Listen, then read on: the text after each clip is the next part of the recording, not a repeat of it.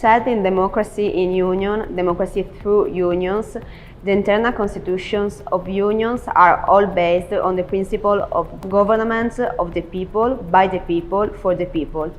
In recent years, the number of working women has increased, but trade union members, and especially at the highest level, are still primarily men. How can a democratic system fail to represent such an important component of the labor market? How is it possible to make female union leadership grow? Okay, thank you very much, Francesca. Let me begin by saying I don't agree with everything in your question. Okay. Now, it's not the case in every country that men outnumber women in trade union membership. It's certainly no longer the case in the United Kingdom, where for several years women have started to outnumber men, particularly in the public sector. But in many countries that's still true, and it's also still true that there are a lot of men in high positions, general secretaries and so on, although there's been a lot of change. The simple answer to your question is no, they can't do this and be democratic. They can't fail to have more women in leadership. Why is this? Because it's not just a question of the absolute numbers of members, it's a question of the different characteristics of members. And this is a change in approach from trade unionism years ago, where you just looked at an undifferentiated mass of workers.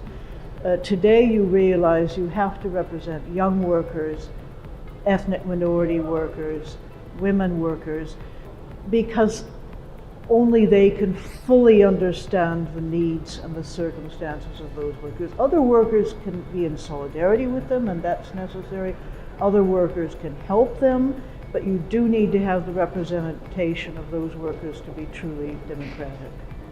Do you think that democracy within trade unions is a necessary prerequisite for them to serve as a democratic force in a globalist world? If so, why? The simple answer is yes, but then there's the why, isn't there?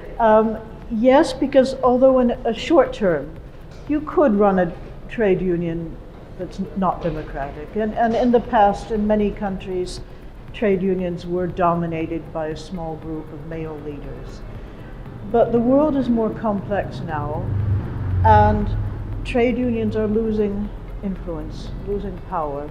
In order to regain that power, and especially to become more influential in a globalizing world, and to speak to the concerns and needs, especially of younger workers coming into the labor market, they need to really speak for their members. In order to speak for their members, they need to know what the members want.